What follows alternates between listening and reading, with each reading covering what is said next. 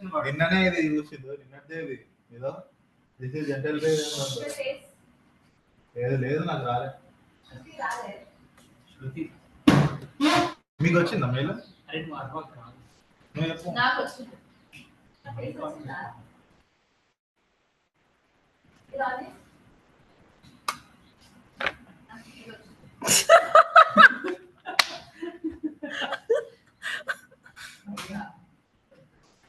Please bro no ఇక్కడ వచ్చి కూర్చో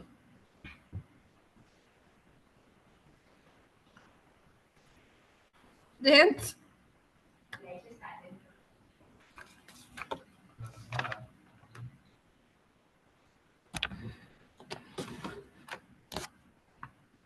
ఓకే అక్షయ్ ఓకేనా వాయిస్ క్లారిటీ వినిపిస్తుందా పక్క కదా ఏం డిస్టర్బెన్స్ రావట్లేదు కదా వీడియో బ్లాక్ చేస్తావా video How are you? I'm good. How are you, sir? Yeah. I'm also good. It's really a pleasure to have you for this technical session, and thank you so much for accepting our invitation. Thank you for even for giving me the opportunity to give this presentation. So Thank I you. thought of in preliminary sharing the screens. And Yeah, sure. You can check once. You can share your presentation and just check if everything is fine or not. Yeah. So first, I am sharing just my. Yeah, we can see your screen. Yeah. Yeah, the presentation also we can see. Okay. Fine. No problem. Yeah. Okay then. Yeah. So then we can share. Should we start or should we wait for? Just wait for 2-3 minutes. We'll exactly start at 2 o'clock. Okay. No problem. Yeah. Keep the screen shared, sir. No problem. Yeah. Okay.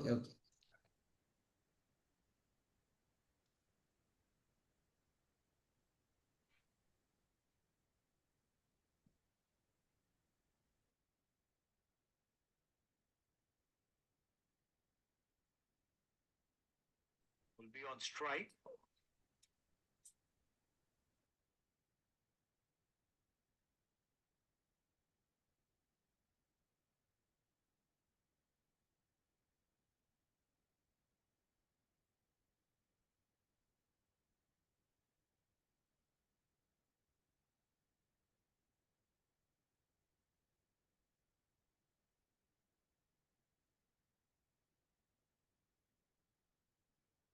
I request all the participants to keep their audio on mute in order to avoid the disturbance. And in a minute or two, we will start the proceedings. Shruti, you can start the proceeding at 2 o'clock, okay? Okay, sir. Okay.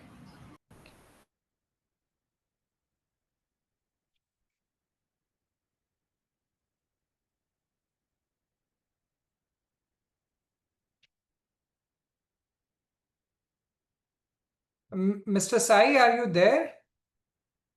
Hello, sir, Mahesh. Mahesh, okay. Mahesh Garu, you can start the recording at, Yes, sir. okay? Sir. Yeah, you have already started? Okay, great. Yes, sir. Okay.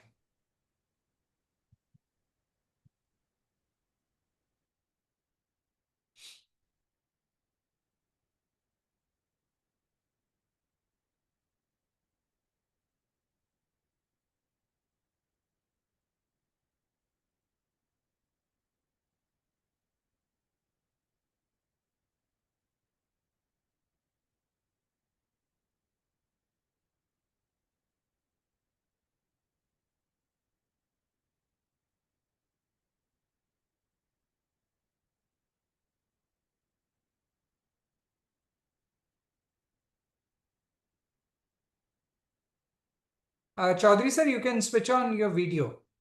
We are starting the proceedings.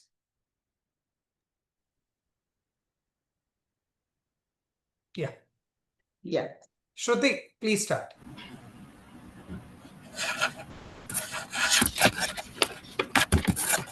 Good afternoon to everyone. My name is Shruti, pursuing MTech in Computer Aided Structural Engineering at IIT Hyderabad. I feel honored to extend my warm welcome to all present here. On the behalf of the ISRT IIIT Student Chapter, I want to take this opportunity to welcome our guest speaker, faculty, scholars, the research fraternity, industrial professionals, and all the students to join the online session on the topic Heritage and Hazard, Adapting Indigenous Himachali Construction Techniques for Modern Safety Challenges. It is my privilege to introduce our guest speaker, Dr. Thainswemong Choudhury. He is an assistant professor of structural engineering at IIT Mandi. He holds a PhD and MTech from IIT Guwahati and a BTech from Northeastern Regional Institute of Science and Technology, Arunachal Pradesh. His research focuses on traditional and heritage masonry, retrofitting of historic structures, and vernacular architecture of Himalayan region, a recipient of the Erasmus Mundus Heritage Fellowship 2014. He integrates ancient construction wisdom with modern engineering for seismic safety and sustainability. His work emphasizes resilient structural systems suited to Himalayan terrains, combining traditional knowledge with advanced modeling and experimentation. He is a member of ASEE, EERI, and the Institution of Engineers India. We are truly privileged to have him with us today. Before we start, a small announcement for all participants. If you have any questions or clarifications during the session, please type them in the chat box. We will address them in Q&A session at the end, moderated by Dr. P. Praveen Kumar Venkatrao, Faculty Advisor of the Student Chapter. Now, without any further delay, we will turn the time over to our speaker. Okay, so I should be starting, Yes, right? yes, you can start. Okay, good afternoon to all the participants here, and thanks to Dr. Praveen and the entire team of Institute of our Association of Structural Engineers and IIIT Hyderabad for giving me the opportunity to give this presentation. So I have been thinking a couple of times what topic I should be talking about. Then I thought of there are certain aspects of traditional construction practices, particularly in these mountainous regions, which need special attention. And also there are certain things that we can take from it and see how we can use it in present construction practices. So my presentation is basically we will be covering the current traditional construction practices in the Himalayan region, particularly focusing in Himachal Pradesh. And then we will also discuss about its computational and numerical challenges and how we can see some measures, how we can take care of that, and some future prospects where we can work on. So just to start with, we know very well that our traditional masonry structures have been performed very poorly in various past earthquakes. And if you can see from this presentations, from the slide, that how this masonry structures has performed very poorly, particularly if we see the reports in 2006 and 2007, how this the regular masonry structures has failed. And from this particular part, from this figure D, we can also see that if some amount of confinement is given into the regular constructions, those parts also have been performing well. And also, if we see towards our right side, when some hybrid construction practices or some amount of confinements, if it is given to our regular construction masonry structure, then that has performed very well. Then we have also seen that the traditional construction practices, particularly in the Northeast region, if we see the report of the Sikkim earthquake in 2006, this typical Ikra house, or we can say the Assam type of masonry construction, because this type of houses can very commonly seen in Assam, and also which has been spread to other the northeastern states surrounding the Assam. So there, this type of structures also performed very well. And if we see the earthquake report of 2006, so we can also see some cracks in the structures, which is mostly the diagonal cracks, shear cracks, which are near the openings and at the various. किसका है ना बोल रहे कि इसमें supply में करूँ I think yeah. Supply तो कुछ नहीं है पर ये So we can see the different type of failures in other type of traditional constructions, as you can see here. Now, if we also see the Nepal earthquake, so we see that we some kinds of verticular cracks, whereas one entire wall tries to delaminate from the regular walls. And also you can see mostly the out of plane collapse, one at higher the first floor levels. And this mostly you can see that is where, the kind of, the mass, the higher mass has concentrated due to the inertial masses at the higher level that lead to this kind of out of plane collapse. So from this part, you can see that if we just go for a monotonous masonry constructions, that will give some kinds of failure in the regular construction practices. Whereas if we adopt some kind of confinement into the structures, so this gives us a better, way to prevent the structure from further collapse. Now, if we look the geography and the geological aspect, so here we see this is the boundaries where we have the plates, okay, where we have most of the earthquakes. And if you also see the other side, we see that there are good amount of vegetations. And the lower part we see, this gives us the geospatial distributions of landslide hotspots of Himachal Pradesh. So there are three different components we can see here. One is based on these locations where we can have, there's a probability to have more earthquakes. Two, there's a probability to have landslides. And three, the availability of natural resources. Now, if you look towards the upper side, the plant-based materials is now here lesser. So there is also mostly, it's like a barren land. So if you visit towards the Lahaul-Spiti region, there mostly the traditional construction practices are mud houses. Whereas if you go towards this, the greener area, there we are seeing the traditional construction houses. There is also another challenges, that is the altitude. Because of the altitude challenges, now what happened? The regular construction materials which we are using in common, which is, you can say, throughout the whole parts, these common materials cannot reach to those places. So only the way how the building materials reach to various stops are maybe on some ponies or on horse, on donkeys. So the sands, cements, and to some extent the bricks, the stones, this is how they are transported. So the only way of construction is the random rubble construction practices, or some woods infused in between these woods and rocks. These are the stones. These are some regular using these materials that the people have started to construct.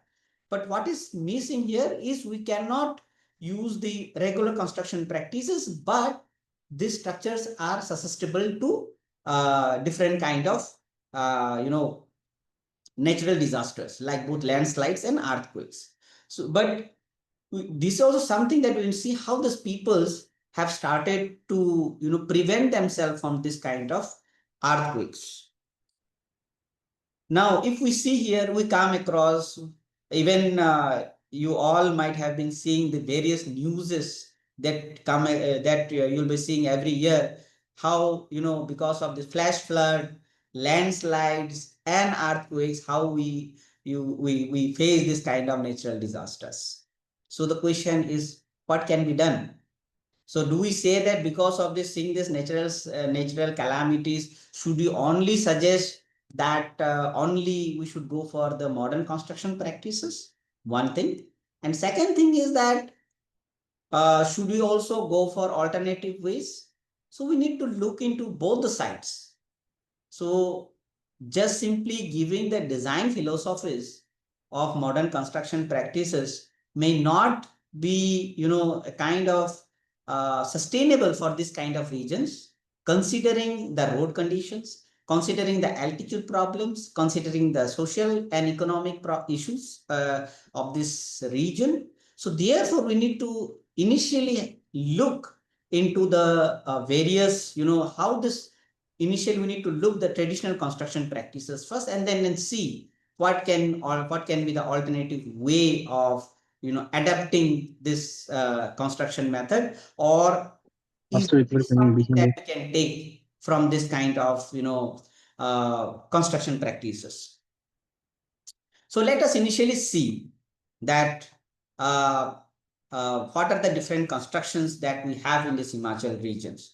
So in this presentation, first we are going to discuss is we'll be trying to understand the traditional construction practices in Himachal Pradesh, and then the different work that has been carried out, particularly the research work that has been carried out at different IITs. And then we also see the different computational approaches to understand the traditional masonry, the case studies, and then the computational challenges. As we know that it is very difficult to conduct, the experimental evaluations of the different structural components or the building as a whole. So the only way is the only way of analysis is the computational modeling. And then so therefore it is important to see what are the challenges and how we can mitigate these challenges, and what are the future scopes on which we can work on. And then what are the other challenges, particularly that is related with the modern construction practices, the modern problems that we have, and how we can adopt with these problems. And then finally, we'll conclude this session. So let us initially start with the traditional architecture. So the traditional architecture in the Himalayan region has a rich heritage of vernacular constructions. Okay. And as we know that by this term, vernacular construction is mostly they using the locally available construction materials. Okay. So this, as we move to different parts of the country, so we will find different traditional construction practices. So still now, because in a way, I would say it is a blessing in disguise that because of this terrain challenges, because of this, altitude issues, we still can see this kind of vernacular constructions or vernacular architecture still in Himachal or in this Himalayan region as a whole. Okay. So what is the reason for this kind of structures? Okay. So one advantages that you can see is it is sustainable. It is easy to adapt in this kind of environmental conditions. And because of the remote locations, so this type of structures has survived well. But again, what are the challenges? Challenge is our extreme climatic conditions. We have natural disasters here, and we see our Himachal or all the I would rather say all the states located in these high altitude regions, be it in Sikkim, Arunachal Pradesh, or any hilly regions in the northeastern states, Kashmir, or our Uttarakhand. So all these states which is located at the high altitude regions, there are three common problems that we have. One, it can be it is related with earthquakes. It can be related to landslides. It can be related with the flash floods. So problems is there. And another biggest challenge is remote locations of these communities. Okay, and the challenges to reach these locations.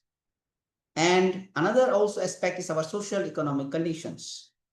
So somehow you see there is a mix between our socio-economic, cultural, and also the locally available materials. So some of this is all are imbibed into this vernacular architectural construction practices. So if we look into some of the reports, so Dr. Surana and his team has led some work, and there has been reported that particularly in this Himachal Pradesh, there are good amount of different type of constructions, particularly the Kath-Kuni architecture, the dry stone masonry, the mud houses, the Thathara buildings, the Dhajji-Dewari. So these are the different type of traditional buildings that will come across in this high altitude regions. And one thing is that you will come across that this is the the one of the highest regions altitude with the regions with the highest altitudes. So there you'll be seeing, because of the lack of the vegetations, mud house buildings is there, and the other regions it is a mix between the stones and the timber. So where you have a good amount of timber or higher availability of timber, so there this type of Thathara buildings, Kath-Kuni architecture, Dhajji-Dewari is very, very common. And where you have a high altitudes and the amount of timber is relatively lesser, so there this type of random rubble or dressed dry stone masonry construction practices are very common. Now, if you ever visit Himachal Pradesh, you'll be fascinated looking into this kind of architecture. And if most of the temples, they have their own beautiful architectural construction practices, and it is a mix of both Kath-Kuni architecture, and also at certain levels you have higher amount of timber constructions resembling their cultural aspects. Now, the good thing is that this different type of architecture, if you ever visit there, everyone will be talking more about this particular structures has been surviving more than several hundreds of years, or this particular structures has been surviving several disasters. So this is an example of that. So most of the temples are very well built, and they are mostly the Kath-Kuni heritage temples. Whereas if we see the regular construction practices where people are using, now this has become a kind of a mixed construction practice. So in some structures, it's purely Kath-Kuni, but if you visit these villages where our team has found that these days, most of the structures has become a mixed construction practices, where you see one portion is Dhajji-Dewari, the other portion, some portion is half, it has been, the confinement is half to that, and some places there is more timber structure to there. And then you will also find that one part is purely Kath-Kuni, the other part has become timber constructions.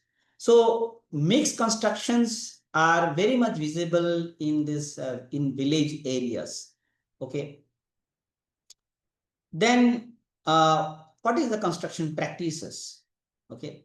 So if we look towards the traditional construction process of this Kath-Kuni architecture, so this Kath-Kuni is derived from this Sanskrit term that is kast and kona, which means wood and corner. So somehow the people have trying to cover the corners with woods, and then confine the remaining part using woods, and in between the fill it with stones, right?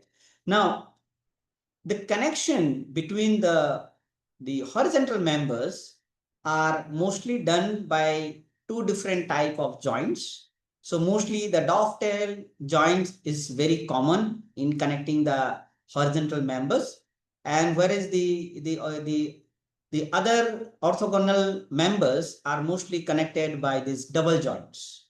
Okay.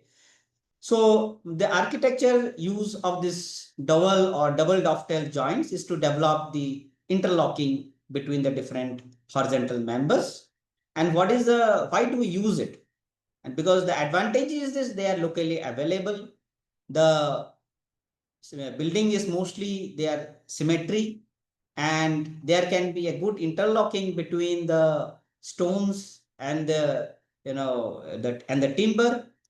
Okay, and mostly you see the opening size is relatively smaller than the regular one that we are using. And since they are all well connected, so this box section can be seen in this kind of overall structure. So the, if we analyze it and if we see, there's a good, energy dissipations among all these structural walls in this type of structure. And therefore, since there's a good, energy dissipation between and among the different wall components of the structure, so they are kind of becoming a good seismic resilience to the different, at least to the laterals and the shakings effect. Okay.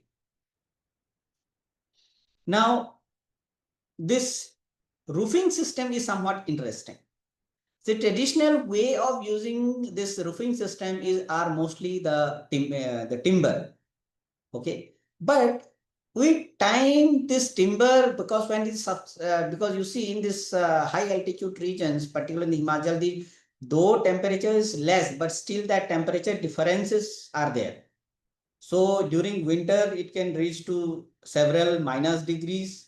It can be even minus 10 degrees, or more, it can come down. Whereas during the, normal, the summer season where where there will be seeing the lesser snow amount, then in that kind of cases, the temperature can be at least 10 or 15 degree. So there is a temperature differences of at least, 20 to 30 degree centigrade. And during these temperature differences, the wood is now subjected to both, freezing and thawing.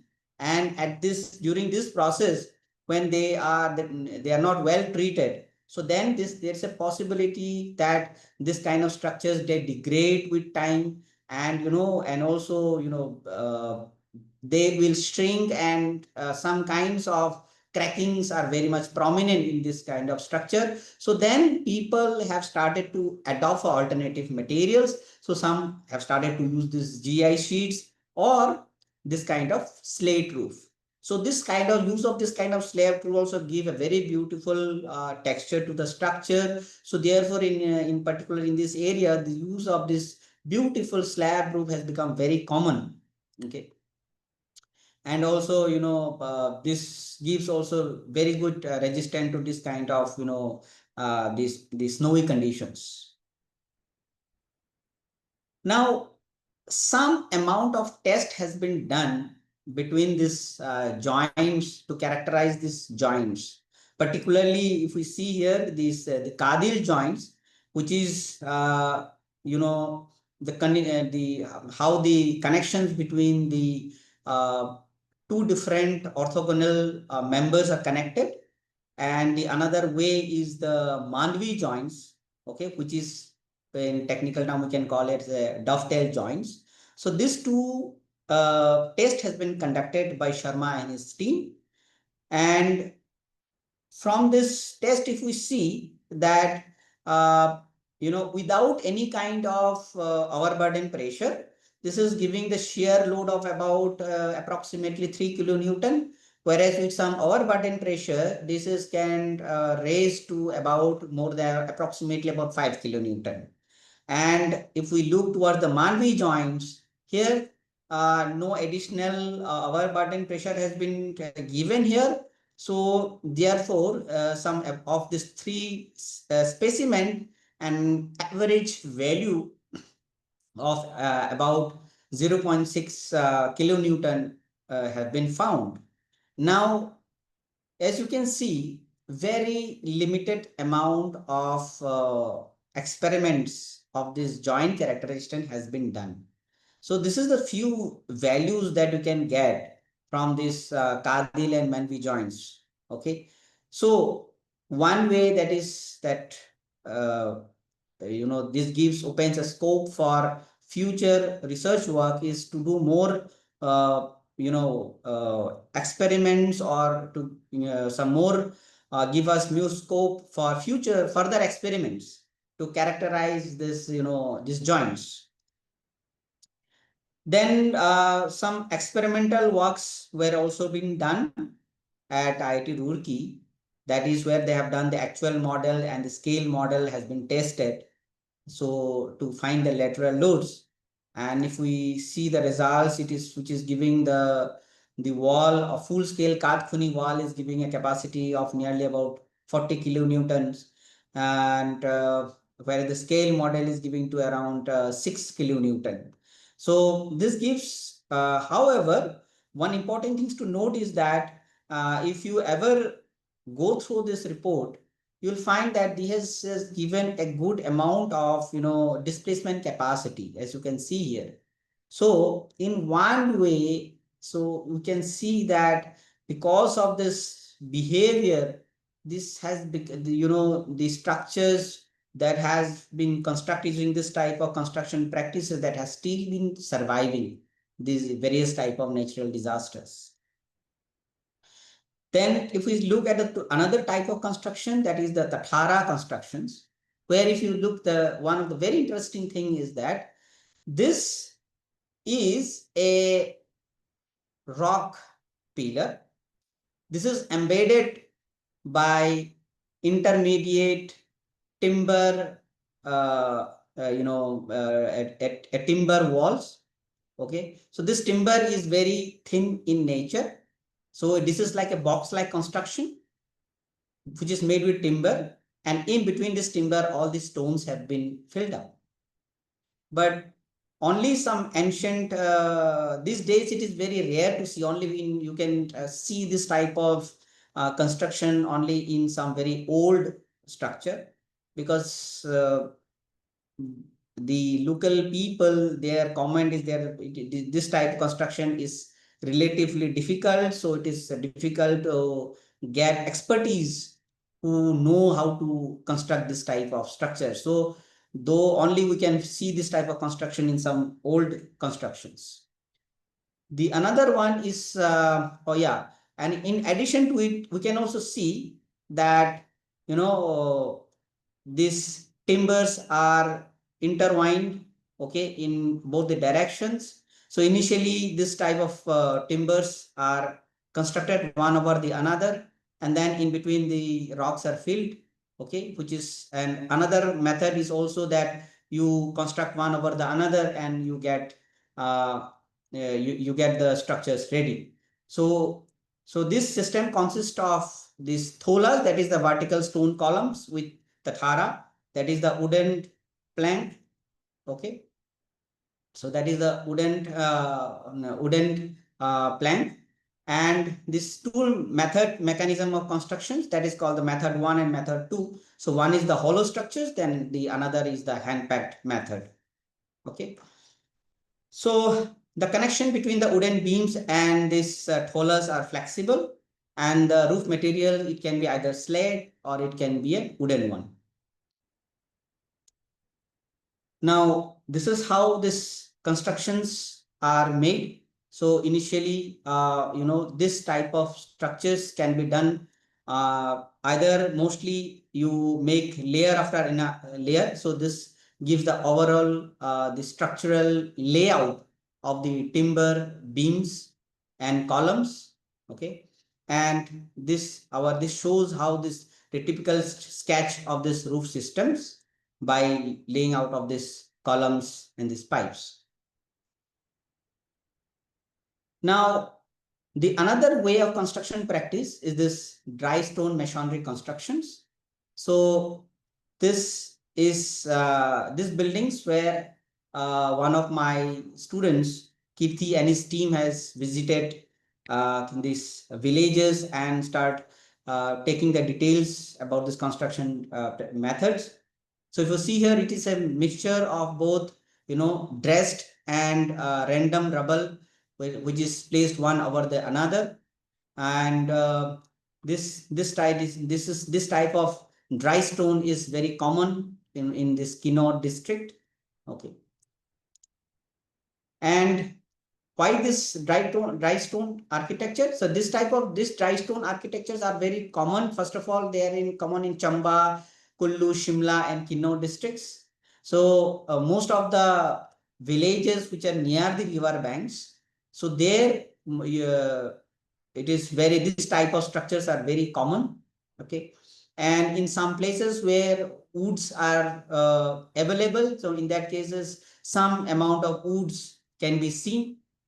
Now, since the gravity and lateral load resisting systems, in order to maintain that, so it is, if we make the wall small, then due to gravity load, there's every possibility that this type of structures can collapse. So therefore, in this kind of regions, the walls are relatively thicker, approximately of about 500 thicks. And the dimension of the wall in the buildings are varying between 8 to 12 meter in length and 5 to 8 meter in width, and approximately of about 2.5 meter in height. So they are relatively a smaller or shorter structures. Only you will see multiple stories only when you will have either the Dhajji-Dewari or the the Thathara systems, where some way that this particular stones are, a kind of, they are all packed between the timber members. So where you have the confinement of these rocks, so in that cases, this kind can stretch from 2 to 3 stories buildings. So the external and internal walls of the structures are nearly the same thickness. The construction are carried out mostly in 2 steps. Stones are laid in courses over the plinth level up to a height of 2.5 meters and are packed with stone chips. And one thing is, because they, you have different sizes of stones, larger stones, smaller stones, one is packed over the another, and the packing is done in a very systematic manner. Construction of this type of buildings takes time. So, the amount of time taken is relatively higher than the regular construction practices. And, even the floor systems are also made with stones, muds, and timbers. And the roof materials are mostly either with timber or aluminum sheets. Now, if we go towards the higher altitude regions, we will be coming across mostly the mud houses. Okay. Now, this mud houses also are very interesting in nature.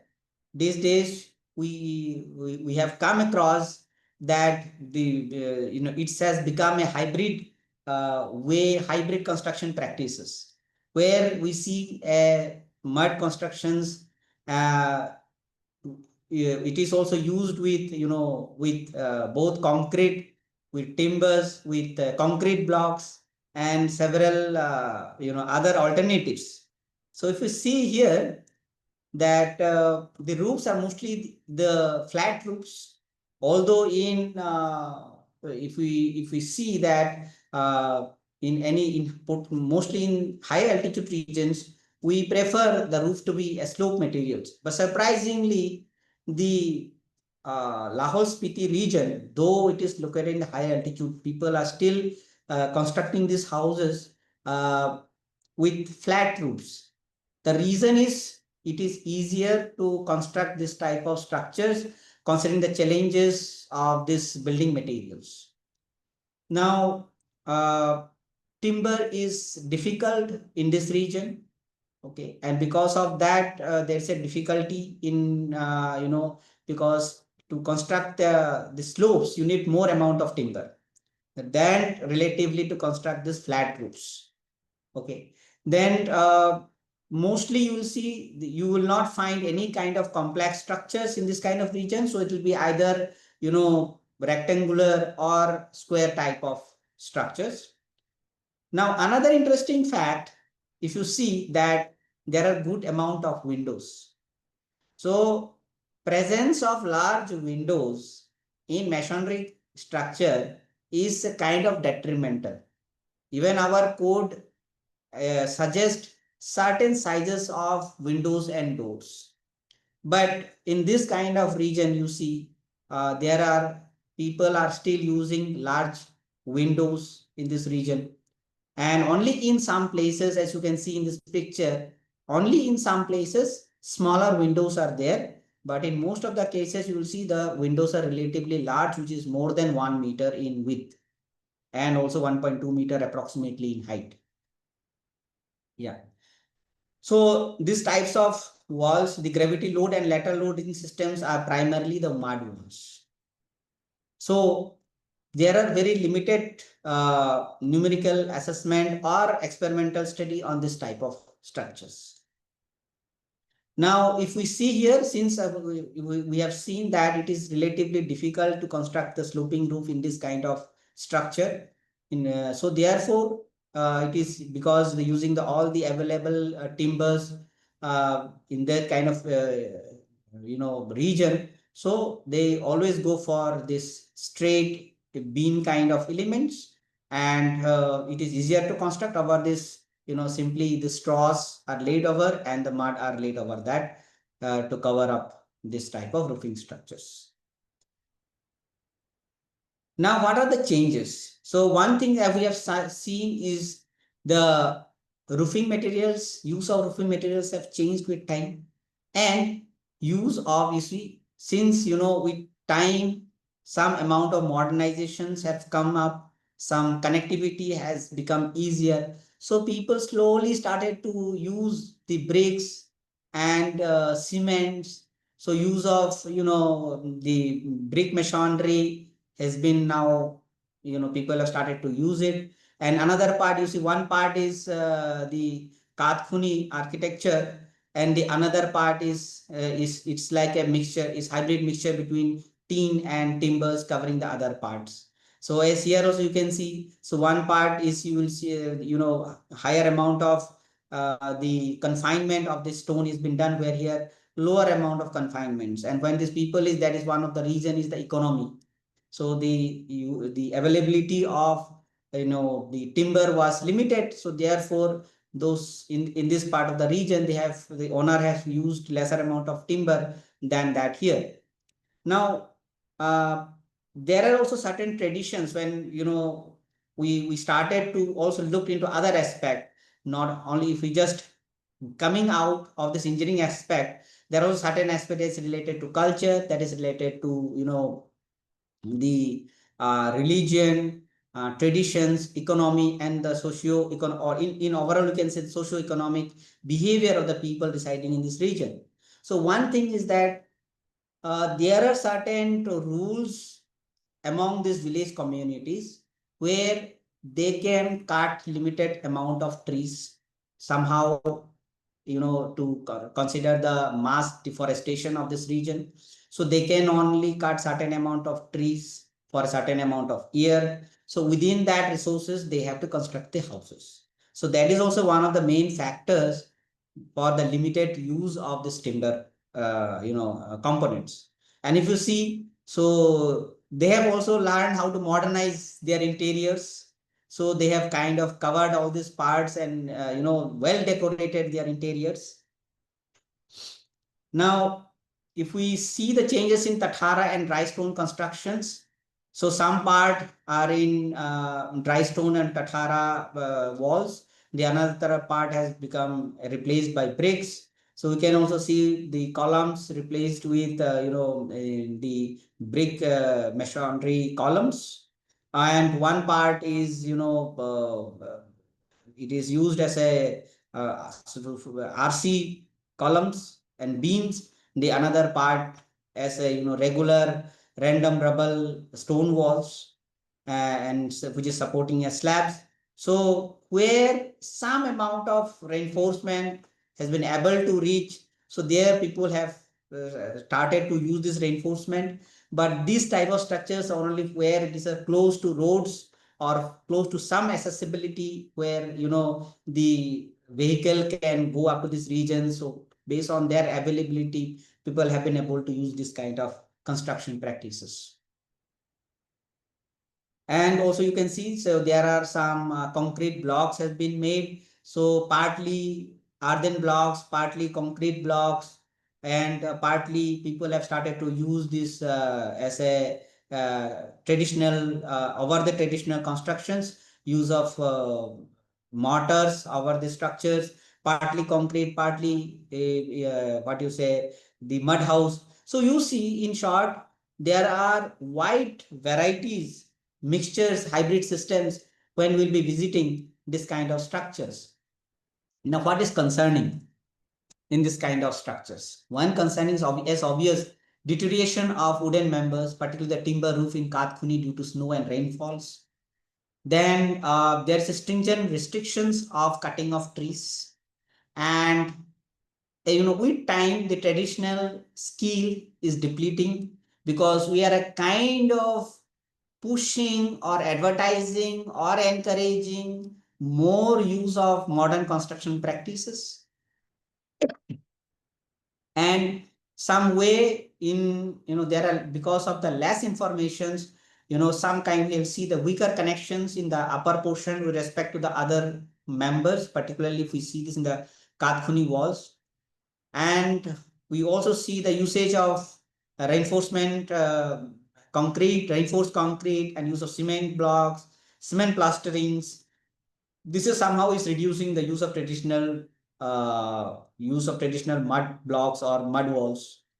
And we also see that there's a lack of box type actions in the ramp walls, flexible roof diagrams. Because of the flexibility in roof diagrams, the overall prevention of this, the overall performance of this box-like performance in the structure is being neglected. Because of this, you can see this type of, failures can be seen. And because of that, there is a poor in plane and out of plane lateral loads, and poor integrity between the cross walls and roof diagrams.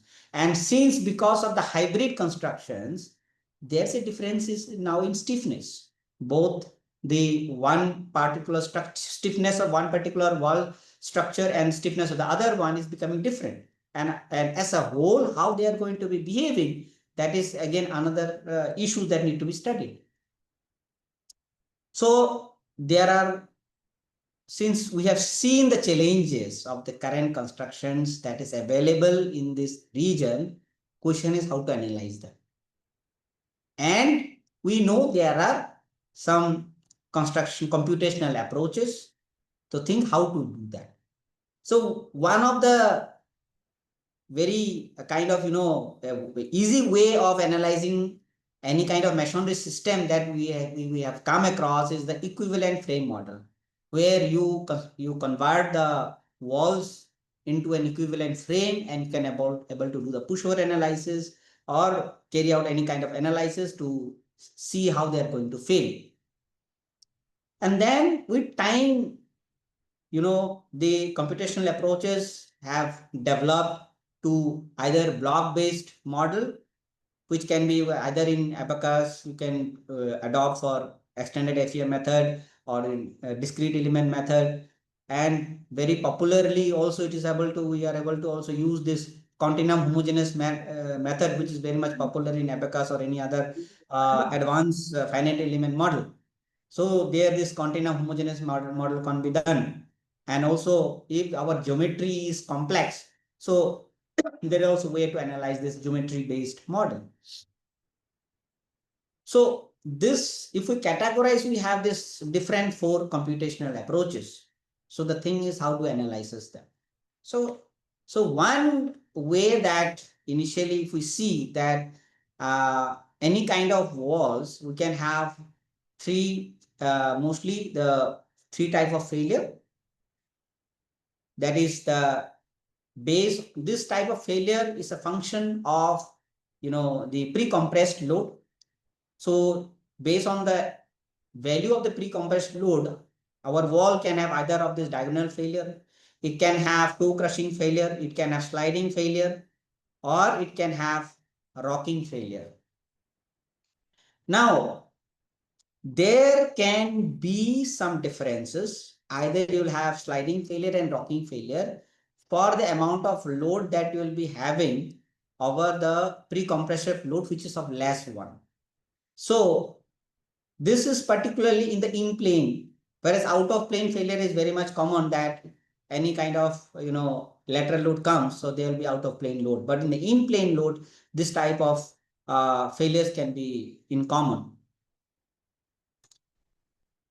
Now, if we look towards the continuum approach, one traditional way is you can simply model your wall into a continuum and apply some lateral load.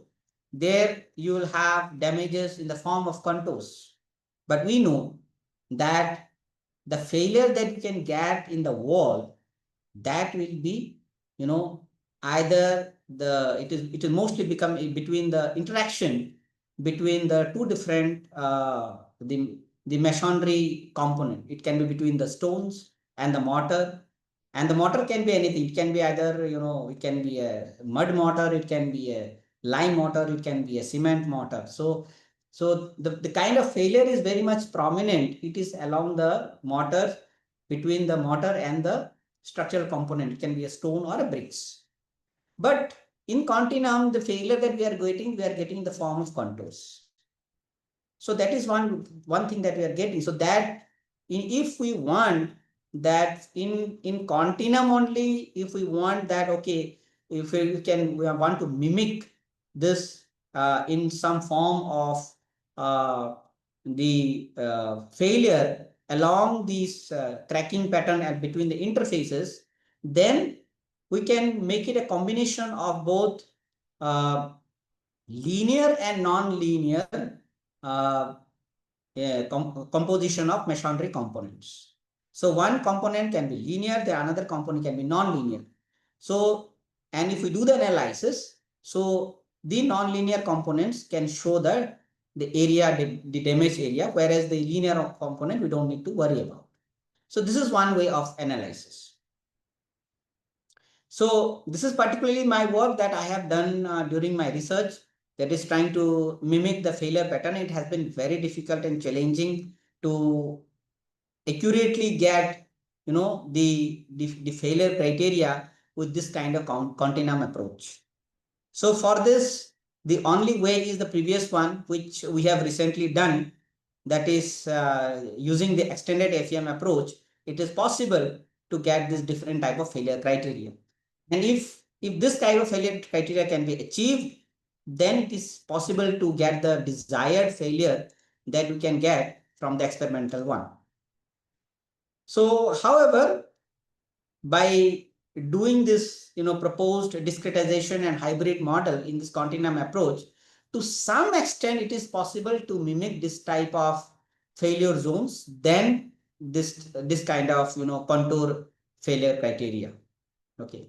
So in this regular continuum model, you will get in the form of contours, where in this type of hybrid model, we will get in a way which is nearly similar to that we can get in this type of experimental model, where the failure is occurring in between the bricks and the mortar region.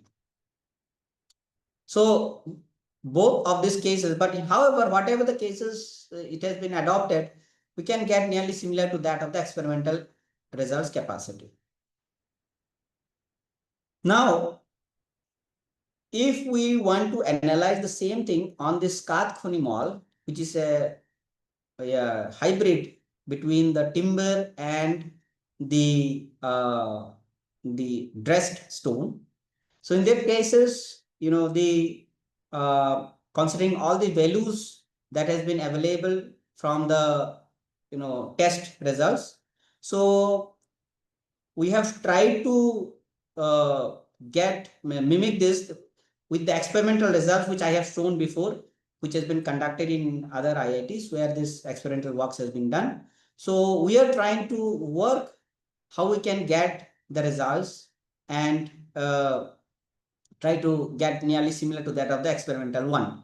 So you can see this particular test which has been conducted in Roorkee. So we have been trying to get the similar way of failure that can be get experimentally, and this is how the test has been done. So numerical simulations, we want the sliding failure has been observed, And in experimental one, lifting and sliding failure has been observed at the hill proportion. You see, to some amount of lifting has been occurred. So it is relatively difficult because you see here in experimental, you see this has been done with some conditions. So by some resisting in some direction has been done, and then based on this results. But in when you do in numerical, it is relatively not possible to release the degrees of freedom, to define the degrees of freedom, and and define the boundary conditions. According to this is very challenging. So the goal is to capture the sliding behavior.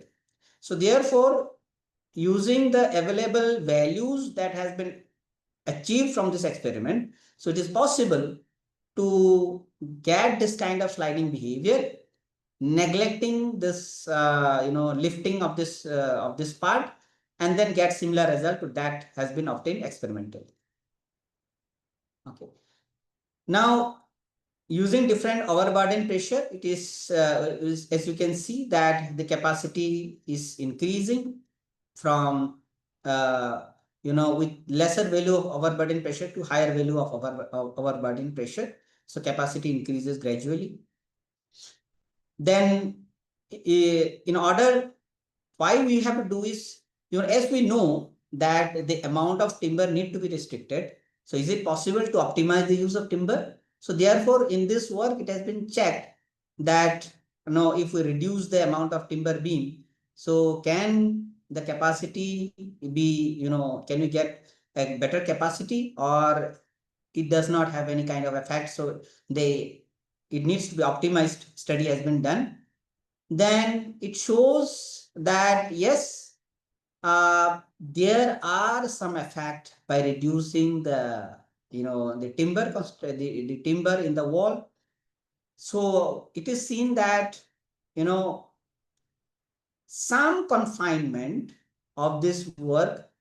Then if some confinement is given, though there is some reductions in the capacity, but giving intermediate members, or just confining it between two horizontal components is giving nearly similar results.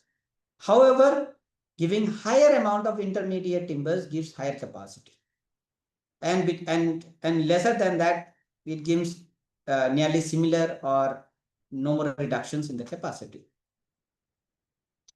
Next, some numerical investigations on this Dhajji-Dewari wall has been conducted. Now, the modeling of this wall has been a pretty challenging. So Kirti and my student Kirti and Faiz has been working in modeling this frames, particularly the joints and connections. How to define it has been very challenging one. So our preliminary aim is to numerically validate this and check its effect with respect to different opening configurations.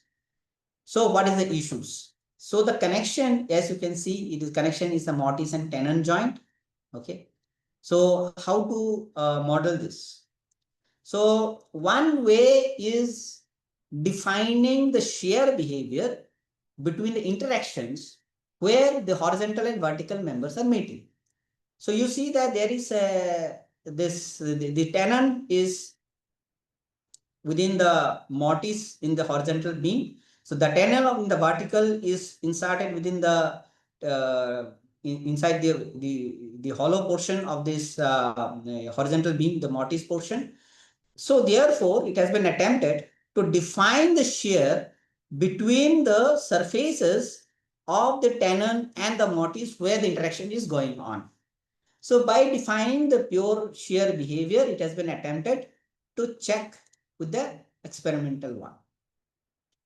So by optimizing this part, it has been possible to mimic the results and the failure with that of the experimental one.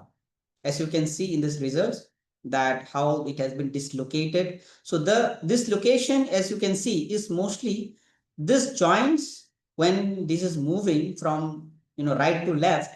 So these joints have started to dislocate it.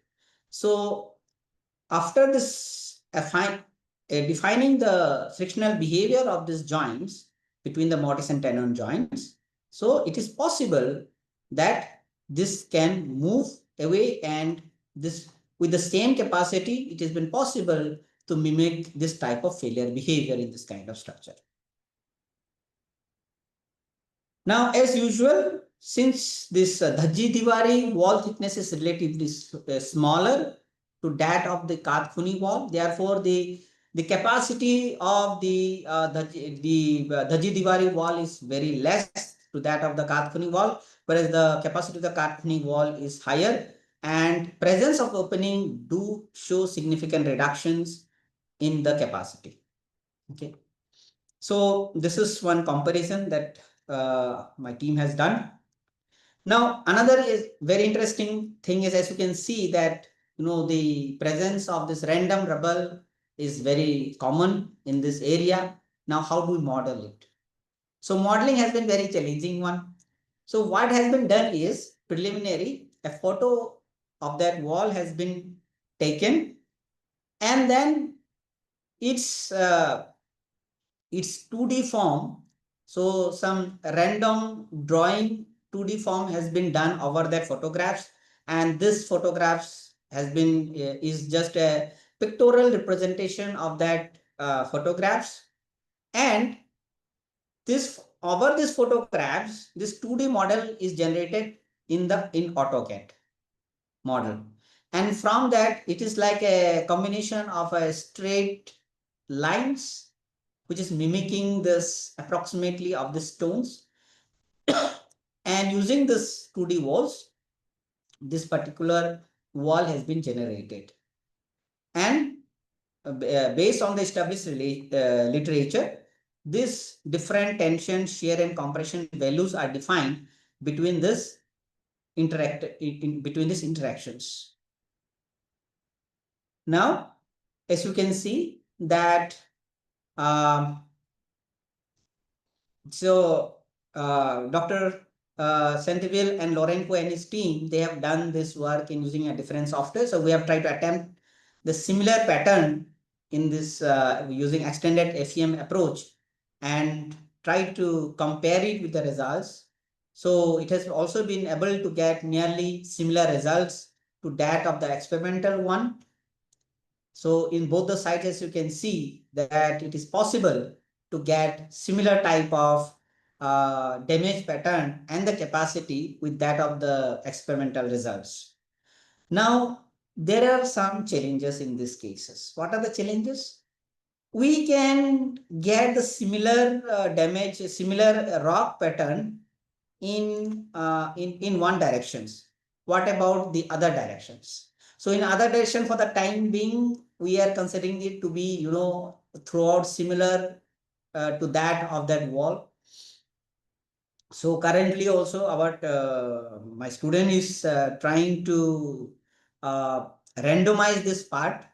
Okay, so he's trying to work on this, and then we will see. So the remaining other part is still under study. So far in one directions, it has been possible to mimic this type of failure behavior with that both experimental and our capacity wise.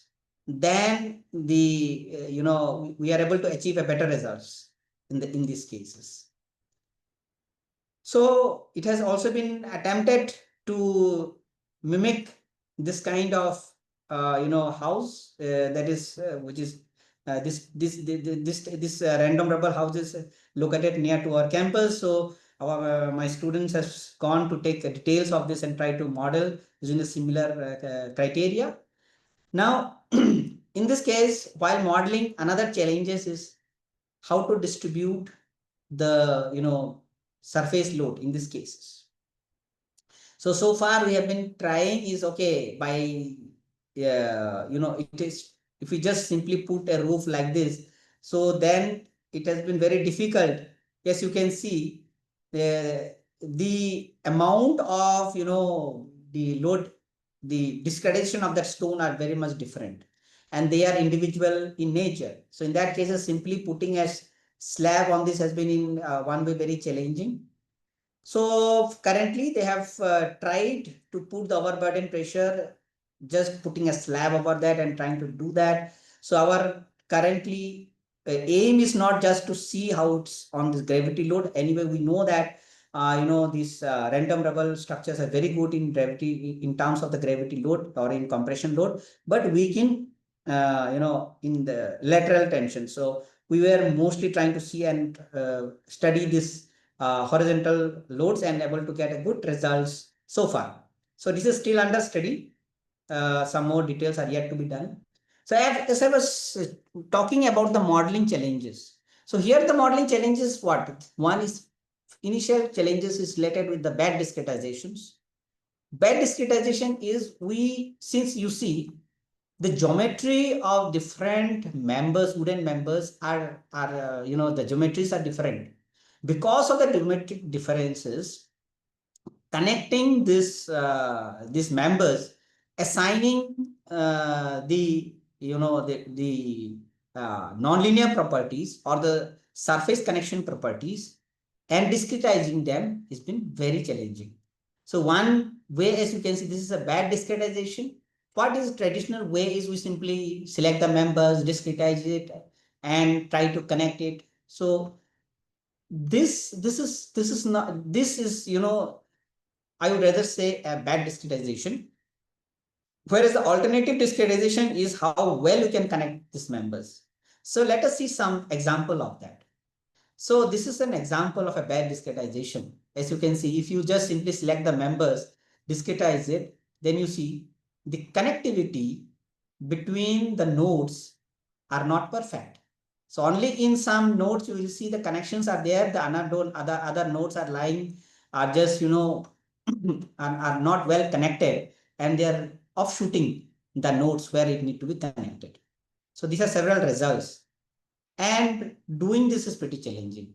And even in the intermediate zone, as you can see, this looks to be very, again, if you see here, so these nodes are not connecting well to the other members and also with each other. So modeling this kind of things it is going to be, this is not, will not give the desired result that we wish. So what is the other alternative way? So one alternative way is, remashed in such a way that we get a very good connections between all the nodes in this members, and even in these directions also, how the nodal connectivity, all the nodal connectivity can be ensured, right? So bad discretization, you see, if you are going for a bad discretizations, you get higher number of nodes, higher number of elements. Whereas if you know how to discretize it well, then even with a lesser nodal connectivity, lesser number of elements, we can get a better results, or the result that we need for. Or simply sometimes we think that, okay, we are doing a higher discretization, very fine discretization. Simply going higher discretization will not give us the desired results. Instead, it will simply increase the computational time. So ideal way of discretization seems to be very important for this type of critical structures. Even for this type of challenges, like you see, because of this randomness at the surfaces, so applying load in this type of structure is again another challenges which we are trying to work on. So because of the irregular mesh regions, especially near the sharp corners and small figures, the nodes and elements at the openings, and there are the alignments are improper. So because of this complex mesh to corners, this applying direct load over the surface has been challenging. So we are still working how to find alternative solutions to this, so that we can get the desired results. So as you can see, so in current modeling approach, both Dhajji-Dewari and Kath-Kuni models are here. We are trying to model in isotropic materials, which is kind of common way of because that makes our assumptions very similar. But what is the need? We know that our materials are not isotropic in nature. be it masonry as a whole, be it timber as a whole, they are behaving differently in different directions. So therefore, there are certain approaches. For example, Heels criterions is some approaches where we should uh, work on. So these are several future scopes where we can work on in order to get more better results and more we can fine tune our failure modes or way of failure, the way that we need that we want to study on. Then beyond the anisotropic is experimental material characterization, which I have mentioned. Only limited experimental work has been done on this type on characterizing both timber and masonry as a whole, masonry and as a whole, where the material need to be characterized. We need to have a detailed informations on masonry with respect to different strength. I'm talking about the mortar strength. So with respect to various mortar properties and various brick properties, because mortars and the brick values are varying across the country. So the combinations with this type of bricks, the strength of the brick with respect to that of the mortar need to be elaborately done. And also the timber joints, the properties of the timber joints with various sizes, various connections, and various directions need to be elaborately done. And most important, we accordingly, based on this experiment, we need to define the interface or the interaction properties for this kind of for future numerical simulations problems. So far what we have been doing, we have been taking certain values from some established literatures, from the available test has been done, trying to mimic that experimental data, and then we are trying to do it again. But if we have a detailed data, so that will kind of help us in getting a better results. So, and we know that our design standards, available design standards are there based on complexities, materials, techniques, and construction practices. That based on this, we have different challenges, right? So, and most importantly, you see, we have different type of hazards and the demands for this type of traditional houses. So we have in plane, out of plane, different type of failure problems, dry stones, and with respect to different disasters, how do we mimic this type of disaster to get the desired results, right? So, and so, with time, uh, we are getting with modernizations, a lot of things are coming up. We want first constructions, we want to save cost, we want everything. But so everything we want, it is not that easy, right? So if we are trying to do first constructions, we are not well aware, so that will give to certain consequences. So either our structure will not be safe, either we have loss of, we are missing something from the ancient like heritage features. We may increase our buildings to there's a risk of future collapse. And most importantly, we are talking about codes. So codes need to be developed for this kind of existing constructions. So codal compliances then retain for our heritage cultural values. So these are certain challenges that need to be adapted for the modernizations challenges. So there are several parts to adapt. So one way is approaches like we need to restudy and redo, and we all need to collaborate with all the different, both industry and academia. It's not that normally, one IIT is doing, so or IIIT is doing. So we all can jointly and see what particular work we can do together. In some areas, you have a very good software, you have a very good computational expertise. In some place, you have very good experimental lab. So it is literally in this days not possible that you have both computational and lab all at the time. So we can collaborate, we can mediate or collaborate each other, and how to get certain characterizations to have a more information on this type of work. and get more details on parametric and full-scale investigation of this type of structures. So to conclude, our heritage structures have dual reality. So Himachal systems like dry stones, timber laying of intrinsic seismic resilience, but modern hazards, material aging exposing vulnerabilities, change versus adaptation, what change and what we need to adapt, and how much we can understand in analyzing this type of computational challenges, and how to evaluate this type of materials that, and most you see people have started to hybridize it, do intentionally or unintentionally. So how to do that, whether it is safe, whether it is good, or whether it is not good, or that we need to see in more details in this upcoming. And most importantly, we need to empower the, through training by, visiting this type of places. First, we need to learn what are their culture, instead of just simply putting the, our scientific things, you do this, you do that, or use this concrete, this is the code, instead of just simply pouring our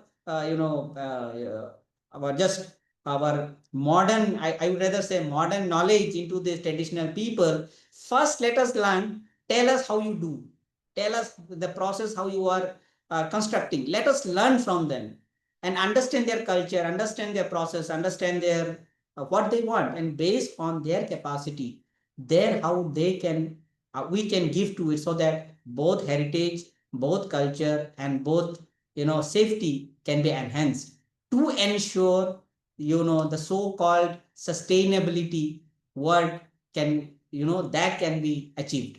So that should be the overall target we as an engineer, we as an academician can think about. So this is my team where we all are working. And they have been contributing in my overall research. And obviously, special thanks to my student Kirti and also Faiz. So they have been pioneering in working in these areas, and other students are there. Some are on arch breaches, earth blocks, and optimization of the bridges and all. So this is my team who are working, and thank you for and the patience to listen my word. So yeah, I'd love to hear questions from you and also some feedbacks if you want to give. Thank you. Thank you. Thank you so much, Professor Choudhury. Shruti, over to you. Thank you, sir. The session provided an insightful analysis of the geological and hazard profile in Himachal Pradesh, alongside detailed discussions of the Kadal and Manvi joints and their characteristics in Kath-Kuni construction, the structural features of Thathara construction, dry stone construction techniques, and the methodology of mudstone constructions. Now we will take the questions from the participants. Okay. Dr. Choudhury, we have few questions. Yes, please. Yeah. So the first question says, is it really feasible to construct a new Kath-Kuni house in Himachal Pradesh from today's point of view? If not, what are the major factors discouraging people from choosing this traditional method? And are the reasons primarily economic, or are there any other constraints involved? Yes, thank you for putting up this important questions. This question is very important indeed, and thank you for asking that. So when I joined here 3 years back, I was kind of mesmerized by using the existing traditional buildings, particularly this Kath-Kuni and the Dhajji-Dewari structures. And I also had similar type of questions. So is it really feasible?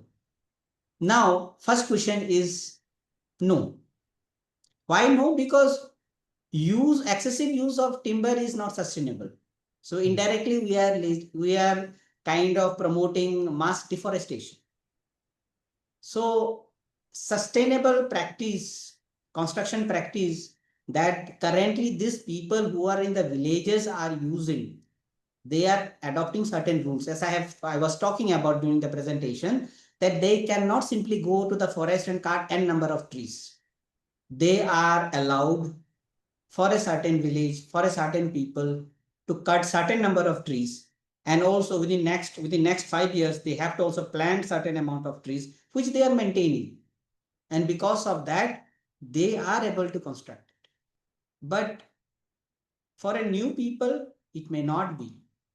Because if we visit any of those the villages which is lying in the high altitude region, it has been as it is. In fact, the population is decreasing because people are shifting to urban cities rather than in village cities. The number, that's why I say that studying the social aspect, studying the economic aspect, studying the cultural aspect is equally more important than simply studying the technical aspects of that structure. So therefore, one way what we can help is can we optimize the construction material? Optimizing the construction material is one very important thing that we can study about. So this will lead to sustainable construction practices without losing heritage, without using their culture. This we can think about. But as for modern, just simply mimicking the thing, I don't think it will be sustainable. The next question says, whatever structural typologies you have shown, right? How to model these structures? The question is pertaining to which software, what kind of procedure one should adopt, as these structures are not similar in nature and they differ in different way in the same region itself. Yes. Again, another interesting question. And it is lovely to have this kind of questions, and I'd love to discuss these things in details. In fact, Dr. Praveen, even you are also you are also very much keen to, and in fact, another expertise in in this area, and where we both of will agree that as obvious, analyzing this kind of structures are very different. Right. And they are challenging. That is the reason that I have been today. I was, instead of talking more about the solutions, results, the way that we give in any kind of conferences or in papers, I am not talking about results and the modeling approaches and results. I'm talking about I was talking more about the challenges. Right. Discretization challenges, first of all.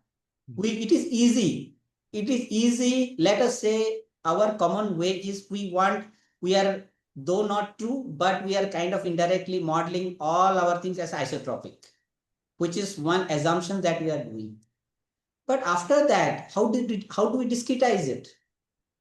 Because when discretization, because the common way is we want that complex area to be finer and not much relevant to be a less coarse mesh. This is what the way that FEM talks about. But thing is that when we are modeling this kind of complex things, where one member is nailed, another is dovetail joints or mortise and tenon joints, how they will be characterized? Right.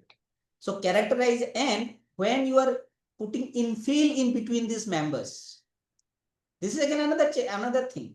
So if you are in traditional way modeling a masonry infill, you are in one way is if we are defining as equivalent frame, then as a diagonal frame we are trying to idealize it. This is one way. But same thing cannot be done in case of Dhajji-Dewari or Kath-Kuni. So this is again, you see, I am talking more about the challenges. This has to be studied in details. So we can collaborate. So so we can think, we can talk about. So in one aspect, this need to be studied with elaborations. Okay. So we cannot simply, it is not right at this moment to say that, okay, this is the only way. No. Right. There are multiple scopes to work in this area. And obviously, working is always welcome. Yeah. Thank you, Dr. Choudhury. There is another question, very interesting. Indeed, the question says, how feasible is it to form an IS code for Kath-Kuni construction or for a similar typology, or seismic design guidelines specifically for hilly regions? Yeah, very good questions. Yes, we need, see, the reason so far, but what I have understood so far, the reason is, the Kath-Kuni, Dhajji-Dewari or Tak system, okay, these are only limited to hilly, Kashmir, Himachal, and this one, Uttarakhand. Uttarakhand, yes. Yeah. So, and to some extent to this one, Arunachal and Sikkim. Right. Now, the people, if we look the overall geography and the people demography, they are limited. And accessibility also limited. Because of this limited people, lesser numbers, I don't think that code has shown much or not much work, or codal provisions related to these areas has not much been done. Unless people in masses use this, there is not much requirement. So therefore, in a way that instead of codal definitions, we are first trying to see what we can learn from this. The concept of infill, first of all. The concept of infill came from this performance of these structures in past earthquakes. Because you see these structures which are several hundred years of old, they're still standing and they are confined between the timber frames. So this gives us the idea of confinement, and then with this confined masonry came into picture. For one part, the beams and columns are reinforced, and in between we are putting the, we are putting the masonry bricks. So therefore it is challenging, but then if we can modernize it or show, if we can show a way to commercialize it. So one way we are talking in the form of confined masonry. So this is one way which has already been done. Other than that, it is, unless it is very much essential, we don't encourage much use of timber as a structural members, because this is is very expensive. So, and other than that, I think we should not be doing much work on this. Yes, if it is an engineered, engineered wood beam, engineered wooden columns, and then if we can come out with, zero or green buildings or zero emission building with modern or engineered wood, and we have confined be it masonry, be it other alternative building materials, yes, we need to work on it. And it will be a wonderful thing if we can generate that. That can be done. The next question is related to Thathara and dry stone masonry house. It says, what are the key load transfer mechanisms and failure patterns specifically in Thathara and dry stone masonry houses under cyclic or shaking table test? Your thoughts on it? Yeah. First of all, as per my knowledge, no experimental work has yes, been exactly. done on random masonry dry stone masonry. Dry stone. I think right now, during my last visit, when I was in this recently the SHC conference, Switzerland. I met one student from IIT Roorkee. So he is doing some amount of work on masonry walls using this random stone. So other than him, as per my knowledge, I don't think there are much work on this random or dry stone masonry buildings or dry stone walls has been done. Very limited works. Very limited. Yeah. So that is one thing. Now another case is the failure criteria for both the Thathara and the Tak system. There are mostly with timber constructions, and timber structures, construction joints are complex in nature, right? And their behavior are very much flexible. So one way, because of this flexibility, we will not get any kind of sudden collapse of the structure. And because of that, it has still been surviving. And until and unless we have something like, the Dhajji-Dewari or the Kath-Kuni, there, because of they are all connected by timbers, so we can ensure the box-like behavior. So energy dissipation is more prominent, which can be seen. But in this Thak system, because of this complex in nature, this much we can say it is flexible. But still, no work has been conducted. In these cases, I would say zero work has been done in this area. So do you think this Bhattar system and Tak, they both are same, or they are slightly different from each other? So Bhattar system is which area? This Bhattar, sometimes it is also found near Srinagar, Jammu and Kashmir, and also some area of Pakistan as well. People call it, this is also a timber reinforced masonry system. Sometimes people say Bhattar, sometimes people say Tak, right? Based on the location. Similar to like Kath-Kuni, right?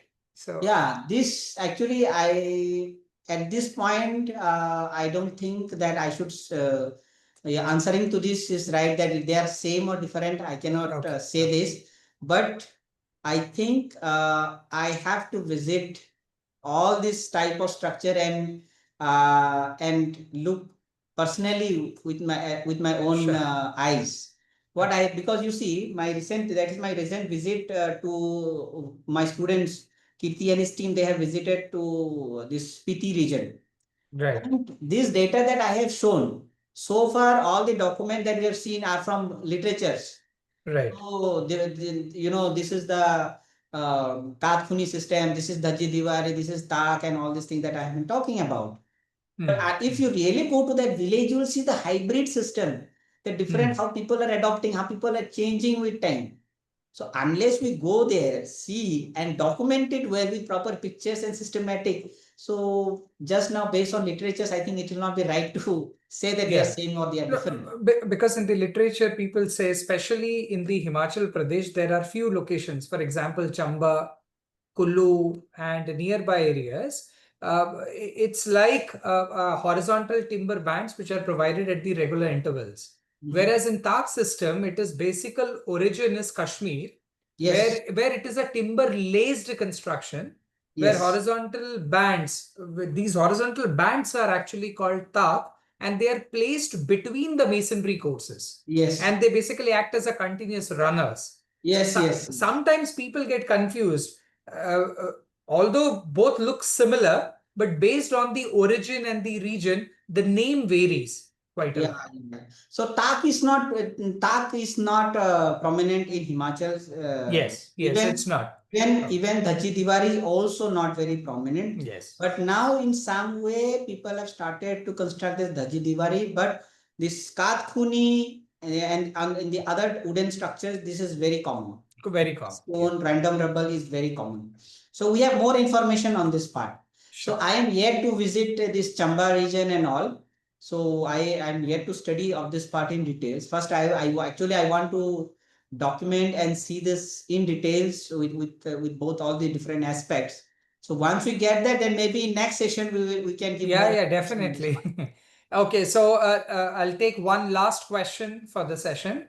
The question is, from your perspective, which Himachali typology best balances the sustainability, craftsmanship, and the seismic safety, and why? Now, if we see that, then obviously the Kath-Kuni structure is very effective. Okay. Because you have timber, you have stones, it is easy to construct, relatively easy to construct, and that also not random rubble, the dress stone. If we have the dress stone, if we have the the use of timber, and because they are all embedded within each other, so kind of it is confined and well confined. So even from the experimental and both as well as from the numerical, we see this is giving very high capacity. It looks good. Aesthetically, you find good. But only because of the excessive use of timber, this becomes very much, the cost increases. And if we can replace that, this confinement with something else, in this confinement part, if we can replace it with something else, then this type of structure will not only look good, it will be durable, it will be sustainable, and also, in a way that it is easy to adapt this kind of construction practices. Okay. Thank you. Thank you so much, Professor Choudhury. Thank you for the wonderful and insightful presentation on the traditional Himachali construction typologies and seismic behavior. It provided valuable perspectives on the structural ingenuity and resilience of these heritage systems. Thank you once again. Now it's over to Shruti.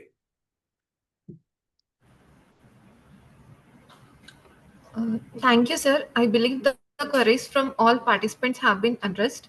Now, I would like to invite Ms. Kavya to deliver the vote of thanks. Greetings to all.